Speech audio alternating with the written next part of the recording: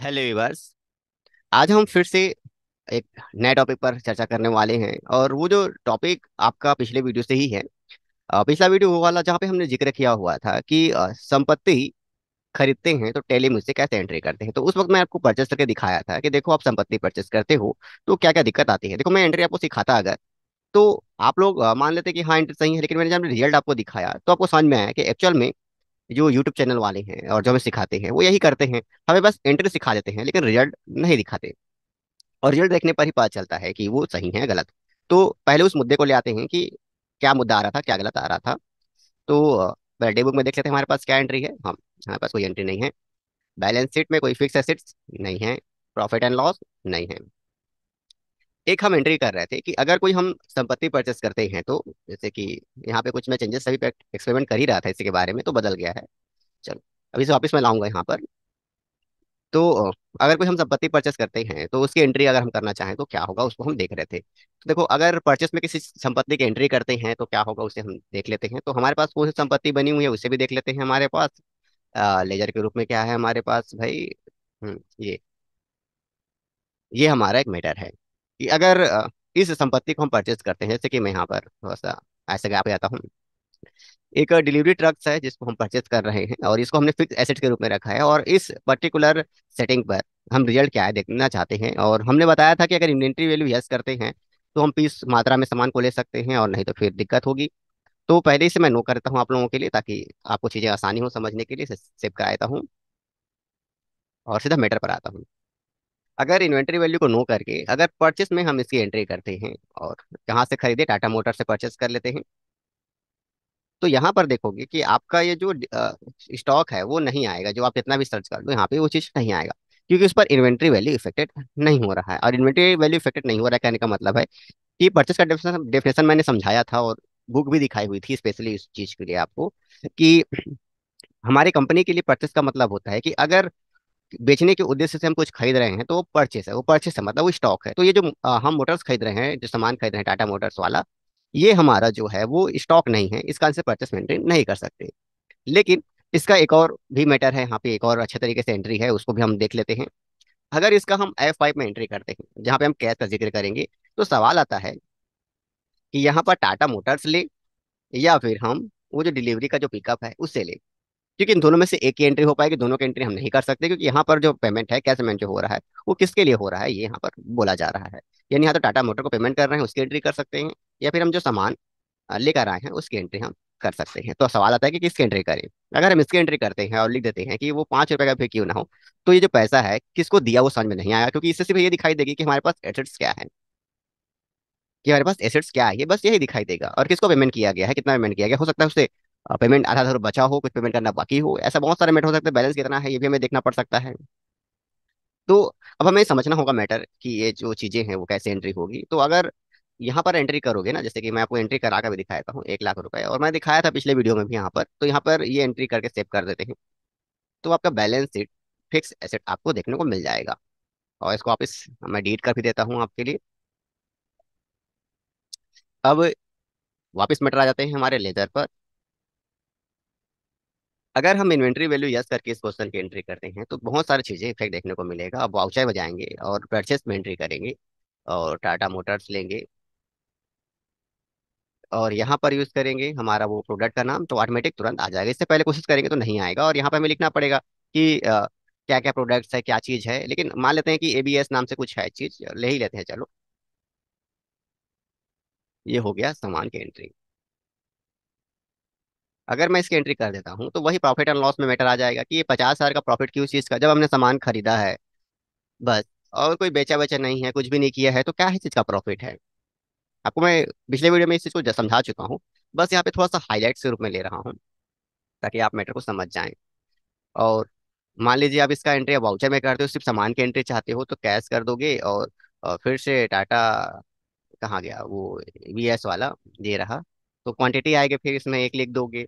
अ, ये कहाँ गया जी, ये एक लिख दोगे और फिर से 50,000 रुपये ले दोगे और सेव करोगे। तो वही आपको देखने को मिलेगा प्रॉफिट एंड लॉस में कि इतने का प्रॉफिट क्यों हुआ है। तो ये जो मैं अभी वीडियो जो बता रहा हूँ, हाईलाइट्स बता रहा हूँ, इसको मैं ऑलरेडी आपको बता चुका हूँ। और समझा चुका हूँ, तो अब इस वीडियो को जाकर आप देख सकते हो, यही डिस्प्ले में दिख जाएगा आपको। अब मैटर कुछ लेते हैं कि अब इसका सही एंट्री क्या हो। तो मैंने आप सबको बोला था कि यूट्यूब में जाओ, अपने टीचर से पूछो, और जहां मर्जी बन सकती है वहां से देखो, और इसका आंसर क्या मिलता है उसे देखो। तो सवाल आएगा और फिर इसका जवाब आएंगे, तो आपको चीजें समझ में आएगी। तो मेरे हिसाब से यूट्यूब में ढूंढोगे तो नहीं मिलेगा, क्योंकि एस एस परसेंट की एंट्री तो आपके पास टेली में बहुत सारी है, यूट्यूब में बहुत सारी है, लेकिन रिजल्ट वाइज कोई भी एंट्री हमें शो नहीं कर रहा है। आप जहाँ हो तो कितनी भी कोशिश कर लो, आप ढूंढ लो, रिजल्ट वाइज एंट्री कोई नहीं शो करा रहा है। तो आज हम आपको जो एंट्री बताने वाले हैं वो रिजल्ट वाइज होगा और एंट्री वाइज होगा। हम बैलेंस शीट में आएंगे, हमारे पास कोई एसेट्स नहीं है, और हम प्रॉफिट एंड लॉस में आएंगे और एसेट्स नहीं है। अब मैं वाउचर में जाऊंगा, और वाउचर में जाने के बाद परचेस में ही एंट्री करूंगा। अब देखो, इससे पहले मैं कह रहा था, पिछले वीडियो में भी मैंने जिक्र किया था जब इसके बारे में चर्चा हो रही थी, कि परचेस मतलब कंपनी का स्टॉक होता है। ये तब खरीदते हैं जब सामान हम बेचने वाले होते हैं, और दोबारा जब रही रियल एंट्री के बारे में आ रही है तो वापिस मैं फिर से परचेस में आ गया। तो सर आप ही जो बोलते हो, फिर इसी की बात को आपको काट देते हो। तो इसको थोड़ा डीपली समझना पड़ेगा आपको, कि स्टॉक परचेस और एसेट्स परचेस दोनों के वर्ड के पीछे परचेस आ रहा है, यानी दोनों का जो वर्ड का जो डेफिनेशन है उसमें कुछ ना कुछ फर्क होगा। स्टॉक परचेस का मैंने डेफिनेशन बता दिया है कि स्टॉक परचेस का मतलब होता है उसको दोबारा बेचने वाले हो इसलिए आप खरीद रहे हो। एसेट्स परचेस का मतलब होता है कि कंपनी में यूटिलाइज कर रहे हो, यानी परचेस तो वो भी है, परचेस तो एसेट्स परचेस भी कर रहे हो, लेकिन उसका यूटिलाइज करोगे। तो परचेस वर्ड तो आया, अब इसको हम परचेस में एंट्री करेंगे, लेकिन टेली को ये बोलेंगे कि हम इसे खरीद रहे हैं लेकिन हमारा स्टॉक नहीं है। बात को समझिएगा, हम खरीद तो रहे हैं लेकिन ये हमारा स्टॉक नहीं है। स्टॉक नहीं है कहने का मतलब बस ये हमारे यूटिलाइज के लिए यूज होगा। तो एंट्री कैसे करेंगे? तो जो शुरू में चेंजेस मैंने किया था उसी करना पड़ेगा, चेंज मोड। अब यहाँ पे सिर्फ अकाउंटिंग इनवाइस को हमें लेना होगा। आइटम इनवाइस लोगे तो टेली क्या समझेगा, स्टॉक है। हमें क्या लेना है? Accounting invoice. और अकाउंटिंग इनवाइस से पहले वो जो लेजर में जो बदलाव हुआ है उसे वापस सुधारने की जरूरत है हमें। यहाँ पर हमें इन्वेंट्री वैल्यू नो करनी पड़ेगी। अब कुछ लोगों का सवाल होगा कि इन्वेंट्री वैल्यू नो है तो सर वो जो अगर हम 5 पीस कोई चीज खरीदेंगे तो हम अमाउंट का एक साथ लिख देंगे। अगर अगर 5 पीस को अगर लिख देंगे अगर, तो और नहीं लिखते हैं तो हमें पता ही चले कितने सारे का स्टॉक है हमारे पास। तो उन सबका जवाब है ना जी, बस थोड़ा सा आप एंट्री को देखो और एंट्री को होने दो, आपको सारे जितने भी डाउट्स हैं सबका जवाब आपको मिल जाएगा। तो मैंने वो जो चीजें हटा दी है, वाउचर में आता हूँ वापस में। परचेस की एंट्री है और चेंज मोड हमें करना पड़ेगा। चेंज मोड करने के बाद मैं लूंगा अकाउंटिंग इनवाइस मोड। ऐसा क्यों मैंने लिया है, इस सब चीज का मैं बताने वाला हूँ। अब मैं सप्लायर बिल इनवाइस नंबर भी डाल देता हूँ, यहाँ पे डेट डाल देता हूँ। टाटा मोटर्स का भी जिक्र मैं कर देता हूँ। और यहाँ पर मैं यूज करता हूँ हमारा पहला ये सामान, जिसका कीमत है, मैं लेता हूँ 1 लाख रुपए। ये रहा फर्स्ट सामान।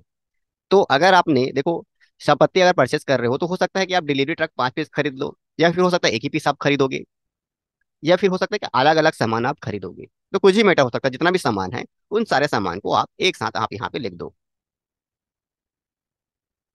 अब मैं यहाँ पे लिखता हूँ फिर से, इसका रेट मैं कर देता हूँ 1,20,000 रुपए।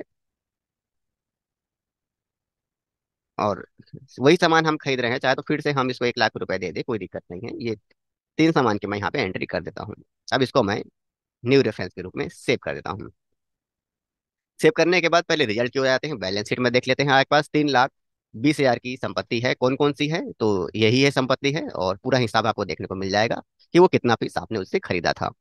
आपके पास इस तरह की संपत्ति है, और पूरा सामान आप देख रहे हो नीचे तक, ये पूरा सामान आपको देखने को मिल जाएगा। तो हमारा पहला जो दिक्कत था कि सामान टोटल दिखाई भी दे किस चीज का है, टोटल यही सामान है और क्या क्या पीस सामान है, तो पूरा हिसाब यहाँ पर दिख रहा है आपको कि क्या क्या सामान आपने परचेस किया हुआ है। Balance sheet profit and loss, कोई प्रॉफिट यहाँ पे नहीं है, देखो यहाँ पे क्लियर तरीके से, क्योंकि हमने संपत्ति परचेस की है। और संपत्ति परचेस की है कहने का मतलब है कि यहाँ पे हमारे स्टॉक के रूप में समझा नहीं है, और अब ध्यान से देखोगे तो उससे आप परचेस में एंट्री किए हो। तो अब सवाल आता है कि ये परचेस में एंट्री क्यों होगा। तो देखो, सबसे पहली बात तो बता रहा हूँ, ये परचेस तो है, लेकिन याद रखेंगे स्टॉक परचेस नहीं है। यानी स्टॉक मतलब दोबारा सेल करने के लिए नहीं है, ये उसके लिए है। तो आपने सामान खरीदा, फिर हमने यहाँ पर 3 बार क्यों लिखा, एक बार क्यों नहीं लिखा? तो इसको समझने के लिए एक छोटे से क्वेश्चन का जवाब आप लोग दें, कि मान लीजिए कि ये जो पहला जो डिलीवरी ट्रक है 1 लाख रुपए का, उसे मैंने अभी इस महीने खरीदा। अब मेरे पास पैसे नहीं है, अब अगले महीने मैं फिर से एक ट्रक परचेस कर लिया। तो इसकी एंट्री आप एक बार करोगे दोनों ट्रक की एंट्री, या फिर दोनों की अलग अलग एंट्री करोगे? अगर आपको जवाब मिल गया हो तो मेरा जो ये लिखना है वो आपको गलत नहीं लगेगा। मैं फिर से बता दूं, अगर इस महीने मैंने एक ट्रक खरीदा है और अगले महीने मैं फिर से एक ट्रक खरीद रहा हूँ, यही जो डिलीवरी ट्रक है, तो उसकी एंट्री एक साथ होगी या अलग अलग होगी? तो आप सवाल करेंगे सर एक साथ खरीद रहे हैं तो एक साथ क्यों नहीं लिख सकते। तो ध्यान में रखेंगे कि ये अगर मेरे पास 3 ये ट्रक है तो हो सकता है कि अगला एक जो ट्रक है मेरा कोई काम का ना रहा और मुझे उसे किसी कारण बेचना पड़ा, पैसे की जरूरत पड़ी, उस संपत्ति को बेचनी पड़ी। तो अगर मैं एक साथ लिखता हूँ तो कौन से ट्रक को यानी कितने की संपत्ति को मैं बेच रहा हूँ इसका मैं जिक्र कहीं पर नहीं कर पाऊंगा। और इसी में एक जवाब भी छुपा हुआ है कि आपकी जो संपत्ति है ना, यानी जो भी संपत्ति इसे कहते हो, उसका जो वैल्यूएशन होता है वो अमाउंट वाइज होता है। इतने करोड़ की संपत्ति, इतना पीस संपत्ति नहीं होती। अगर आप किसी से डेफिनेशन में सुनोगे ना कि इतने की संपत्ति इतने करोड़ की है, और जब भी स्टॉक का जिक्र होता है ना तो उसमें वैल्यूएशन नहीं, इतना स्टॉक है, 5 पीस स्टॉक है, 10 पीस स्टॉक है, यही आप सुनने को मिलेगा। तो स्टॉक का जो वैल्यूएशन होता है वो पीस वाइज होता है या फिर केजी वाइज होता है। और संपत्ति का जो वैल्यूएशन होता है वो अमाउंट वाइज होता है, नहीं पैसे वाइज होता है, यानी रुपए यहाँ पर जो दिख रहा है उसके वाइज पर होता है। तो इसका सीधा मतलब है कि अगर आप सामान खरीद रहे हो जितना पीस भी, चाहे वो एक ही सामान क्यों ना हो, आपको संपत्ति खरीदते वक्त हर चीज का अलग अलग लिखना चाहिए, ताकि अगर इन फ्यूचर उसका कभी सेलिंग हो या फिर जरूरत पड़ने पर उसे बेचना पड़े तो हमें पता चल सके कि 1,20,00,000 की संपत्ति का जो आपने डिलीवरी ट्रक खरीदा था उसको आपने बेचा है। बात को समझ गए हैं अगर मेरी तो आप इस बात को एग्री होंगे। और इसके अतिरिक्त आप जहां पर भी एंट्री करना चाहें आप स्वतंत्र हो, आप कर सकते हो। मैं नहीं कहता किसी को कि यहीं पर एंट्री करो, लेकिन जब भी आप देखोगे और प्रॉफिट एंड लॉस देखोगे तो आपको अपना असलियत समझ में आ जाएगा कि यहाँ पर उतने सामान का प्रॉफिट दिखेगा। और ये वो एक तरीका है जिस तरीके से आप अपनी कंपनी में अपना स्टॉक भी दिखा सकते हो कि आपके पास फिक्स एसेट 3,20,000 रुपए का है। इंटर क्या चीज 3,20,000 रुपए का है, तो इंट्रा वीएसओ डिलीवरी ट्रक जो होता है वो 3,20,000 का है। कितना पीस खरीदे हो तो इंटर कर दो, अप्रैल मंथ में यह दिखा रहा है हमारा, और ये हमारा परचेस किया टाटा मोटर से, और कितना पीस है तो सामने दिख रहा है यहाँ पर। तो यहाँ पे कभी भी जो संपत्ति होता है उसका वैल्यूएशन पीस वाइज नहीं होता है, अमाउंट वाइज होता है, क्योंकि उसमें अमाउंट का जिक्र होता है। उस अमाउंट के आधार पर तय किया जाता है कि वो जो संपत्ति है वो कितनी कीमती है। क्योंकि इसका हम यूज करते हैं, बेचने के लिए तो नहीं होते, लेकिन अगर बेचने के लिए करते हैं तो हम स्टॉक का यूज करते हैं, और स्टॉक वर्ड जब भी हम रहते हैं ना तो उसमें जिक्र करते हैं कितना पीस बचा हुआ है, इतना पीस है, ये है दुनियादारी है। तो हमने अपनी एंट्री समझा दी और हमने समझा दी कि किस तरीके से संपत्ति की एंट्री टेली में होती है। तो अगर ये जानकारी आपको अच्छी लगी है और इस तरीके से जॉब से रिलेटेड आपको जानकारियां, और जिससे आप अपने जॉब को बेहतर कर सको, कहीं जॉब प्राप्त कर सको, अगर आप चाहते हो तो हमारे चैनल को सब्सक्राइब कर सकते हो। और सब्सक्राइब करना तो बनता ही है क्योंकि हम ऐसे ही इन्फॉर्मेशन आपके सामने लाते हैं। और एक रिक्वेस्ट रहेगा कि आप लोग इसको उन लोगों तक शेयर करें जिन लोग टेली सीखकर घर चलाना चाहते हैं, टेली सीखकर जॉब चाहते हैं, लेकिन वो उनको सिखाया नहीं गया तो वो कर नहीं पा रहे हैं। तो उनको इस वीडियो को अगर शेयर करते हो तो उन लोग इतने काबिल बन जाएंगे कि कम से कम अपना घर चला सके। और हमारा यही प्रयास है, हम इसी प्रयास की ओर अग्रसर हैं कि हम चाहते हैं कि सामने वाला व्यक्ति जो भी व्यक्ति हो वो टेली सीख कर अपना घर चला सके। एक बार उसको हमने माध्यम सिखा दिया ना कि इस तरीके से बेहतर तरीके से वर्क करते हैं, बाकी वो खुद ब खुद कर लेगा। तो हम सिर्फ उनके राह दे रहे हैं, उनको एक राह दे रहे हैं ताकि बेहतर तरीके से टेली कर सके। तो मिलते हैं किसी अलग वीडियो पर।